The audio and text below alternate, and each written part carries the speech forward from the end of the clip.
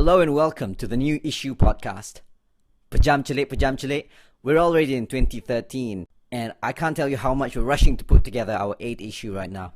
Now this podcast is a little bit more abstract than our already tenuously themed podcast that we've put out before. We have in this podcast two people who share a similar background, but they are separated by a span of time and we see how that affects their perception of things. In a sense, this is a podcast about looking at the light at the end of the tunnel and how that same tunnel can feel very different when you're at the opposite end. Al Zakwan plays host.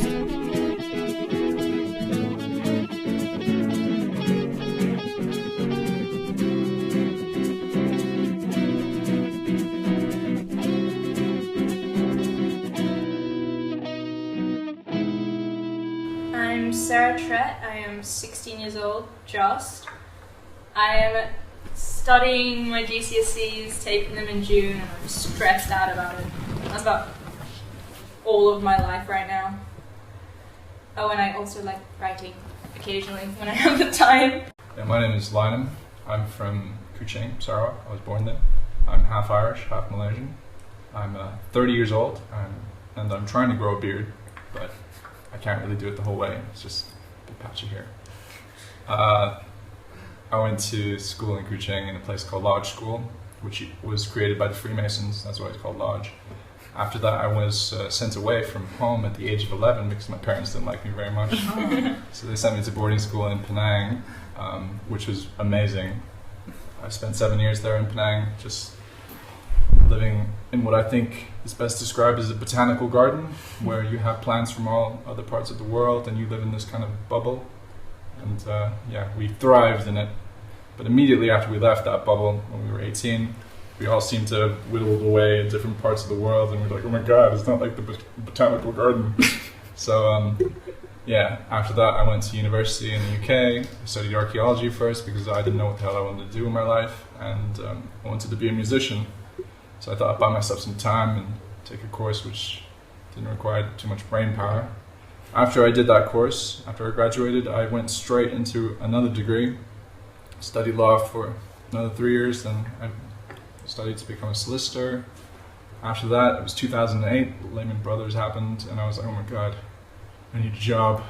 Why don't I go back to Malaysia and change Malaysia, make it a better place? So I came back, and I was like, yeah, got a job at the Ministry of Foreign Affairs, this is going good, I'm going to be like Prime Minister one day. So, of course, after working there 3 years, I realized it's not all that, and then I went to work for a PR firm, which I currently do, and now I'm a spin doctor. I'm kind of disillusioned and jaded, but still making music and still kind of good looking, so yeah, that's me. Oh, that's cool. I've always wanted to go to boarding school. Yeah? My brother after we left Australia, he stayed because he had a scholarship in Knox. Spent the rest of his 6 years there. I was here in KL. It's not as fun, doesn't sound as fun. Don't wish that for yourself, Sarah. I was in a boarding school. It's much, people outside a boarding school have a much better life because you're like exposed to the rest of the world. Like Lynam said, when you're in a boarding school, you're in a bubble. Like, so basically everything that's considered normal in the school is what you think is normal. And then when you leave high school, you realize that a lot of the things that you thought were just misperceptions. Yeah, I guess. And so it takes a while to like fit in back into the world because you've been in this like bubble. Especially in my case, it was like in a really rural part in Malacca, so everything was strange there. Yeah. Well, I loved it. I mean, there was a hangover. A hangover afterwards. I understand. Yeah, I said coming back was hard to readjust, but I would never not want to have experienced that because it was amazing. It was, you live away from your parents at the age of 11. Your family was in Kuching. Yeah. My parents were. My dad was posted somewhere else at that time, but my mom. Maybe they want to send you off though. Kuching would have been a nice place to grow up in. Yeah, it's an alright place. It's just at the international school I went to there only went up until primary 6. Right. So I wasn't the first person to go to Penang. It was like normal. That's what people did. Like from Kuching all the way to Penang. Yeah. You wanted an international school. Because it was the only one. In the region, you could go to UWC in Singapore, or you could go to Penang, because right. the KL ones didn't have a boarding facilities at that time. going to school. And when do you realize that you wanted to do music, or when do you realize that you love music? Well, I wrote my first song when I was like 12 years old, so that's a year after I got there. In the boarding school, I don't know about yours, but we didn't have any like Roofs? the ceiling. The walls didn't go fully all the way up to the ceiling, so noise traveled from one end of the boarding house to the other, the dormitory to the other. And when I made my song, like it attracted a lot of attention. So from that, Echoed the whole way through, yeah, literally, and then it was played in school and echoed further. That's pretty cool. I mean, I liked music at a time. I tried learning a couple instruments, but I don't know, I never had the sort of passion to stick with it, not like I did with other things. I think you have to be musically inclined. Like you can practice, but you have to have the talent. And you were telling me you don't. Well, obviously you read notes, right? No. You don't read notes. No, so I'm you like play Paul music. Well, you see, people always say that, right? They don't read notes. Yeah. But just like this whole ABBA thing, those guys probably don't read notes as well, right? There's music, yeah, it's got formula. And if you know the formula, you don't need to know the notes. Right. The notes are just for people to write later on. And Right. yeah, people with music degrees from Cambridge and whatnot. Oh. But, you know, when you studied music, did you choose to do the music instruments No, I that you didn't. I wanted mean, I to? had it as like a general subject in school, and then it'd be just me and my friends goofing around for a part of it, and then when we actually had projects to do, we'd actually focus and try and get a song that we all liked down, which usually sounded terrible by the end of it, but yeah, it was still fun. I mean, I loved playing with people, and I still do jam occasionally with my friend's band. You guys don't have to study business if you don't want to. No. Okay. That's the thing I wanted to ask. Your school sounds quite liberal in the way that they let you guys choose. But where I was, you needed conviction if you want to do something, anything creative at all. Like if you want to if you wanted to do writing or if you wanted to do music, there was meant to be like in my school, it was kind of a crazy school, and we had this thing called the 5 Pillars of Excellence. And it was like you had to be in the orchestra, you had to be in rugby, doing rugby. So girls could never reach all 5. They always fell short at 4. But being in orchestra was like a checklist.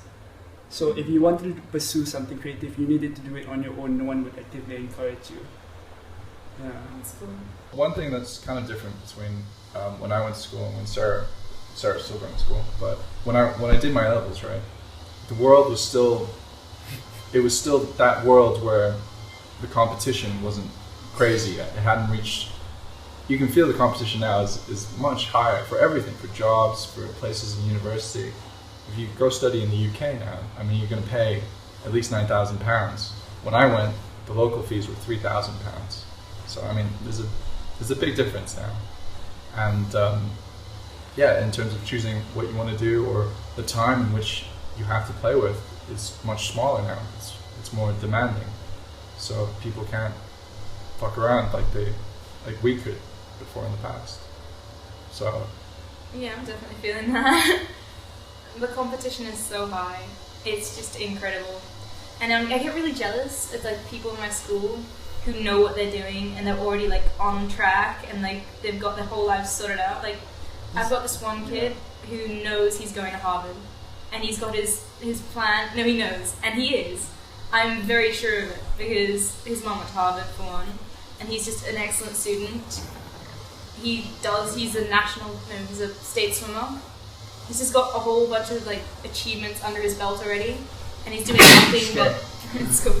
And he's doing nothing but moving forward with it. Another kid who wants his dream is to be a doctor, and he's doing everything he can, like all the time. That's the one thing he keeps in his mind. He wants to be a doctor, and I find that so cool. And then again, I find that really scary because it's going to be weird for me to have no idea what I'm going to do in the future. Vague idea, maybe, still nothing resolute, and then they're going to be my competition. You mentioned before that you're still not sure about what you want to study in university, but you still want to be a journalist.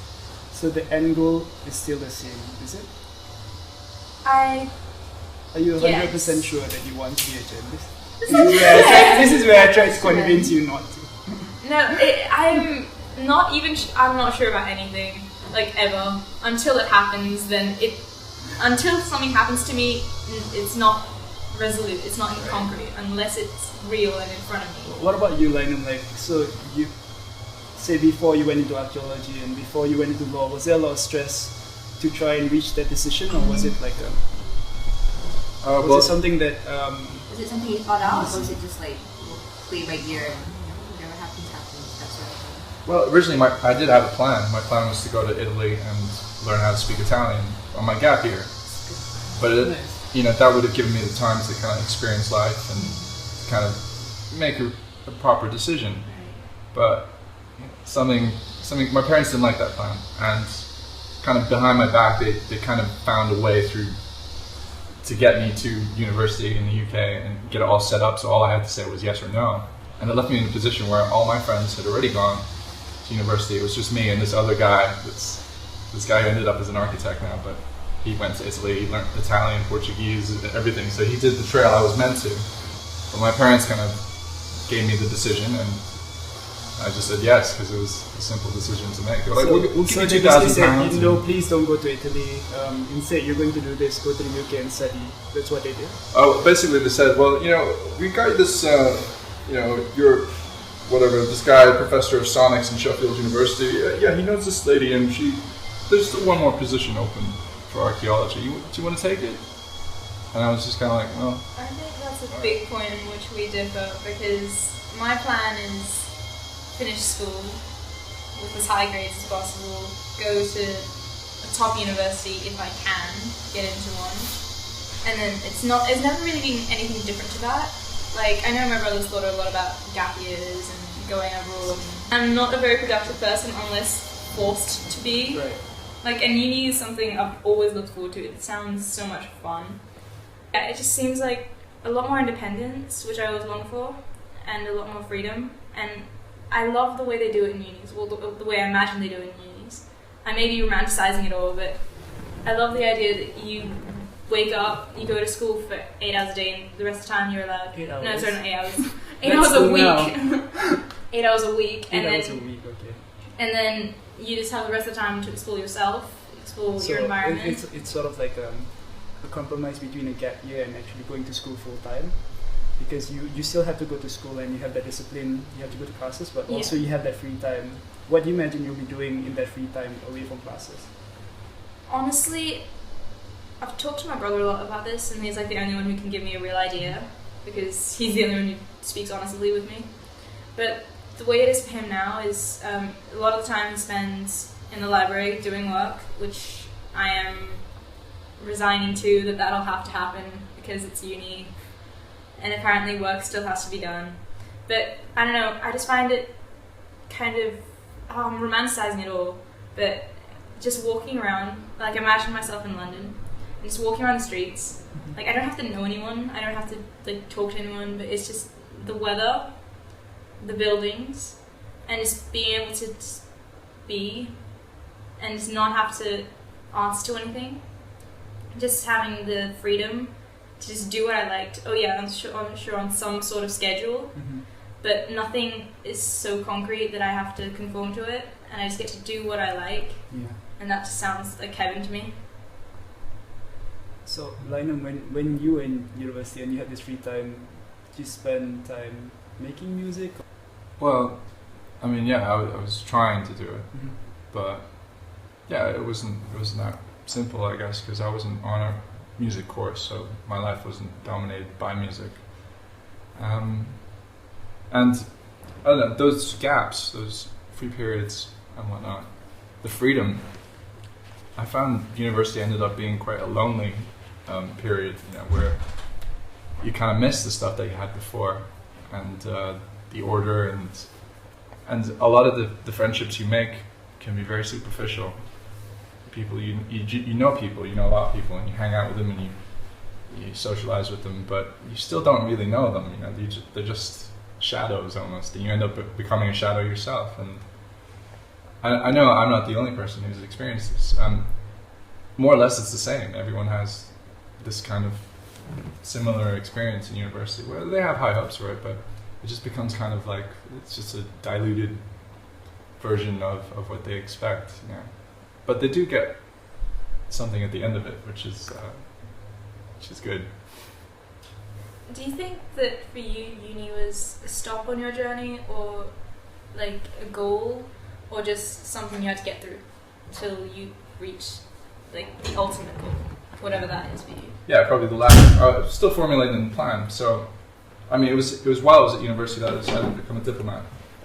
And in 2000, I still remember the place where I made the decision. I was in Woking, in Surrey, and I was in the train station. And I said to myself, "Okay, I'm going to become Malaysian ambassador to the Republic of Ireland." Right. Yeah. So yeah, I wrote a letter that night to the ambassador, Malaysian ambassador, in Ireland, to which I never received a response. It was a handwritten letter, and I was like, "Oh my God, tell me how to do this. How do I get to where you are?" So I made up my mind then. And so it was like you said, I went to university without a real kind of plan, but I found the plan. And in the end, I executed the plan. I came back and I actually followed through, and I joined the Ministry of Foreign Affairs. And I didn't end up the ambassador to the Republic of Ireland, but I went as far as I think I could have gone. For me, it's always been something that's scary.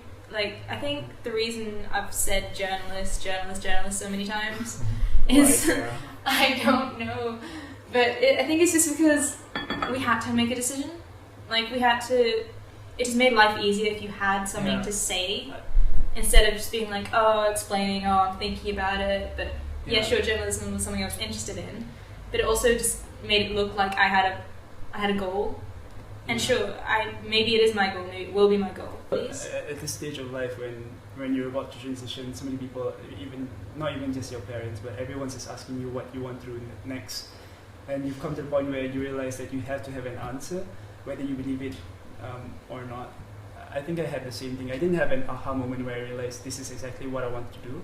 But in that period of your life in university, once you decide on something, then immediately you feel relief.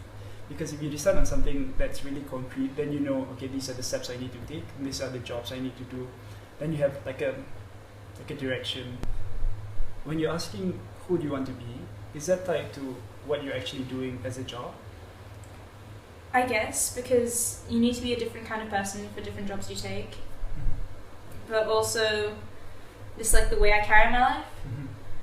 This is a lot for like a 16, 15-year-old to be thinking about. For anyone, yeah. But I think I have a lot of spare time, and I just end up thinking about these things just for no reason whatsoever. I have to tell you that journalism isn't going to, like, you see that these gaps in your time, in your personality that you want filled by the career, right?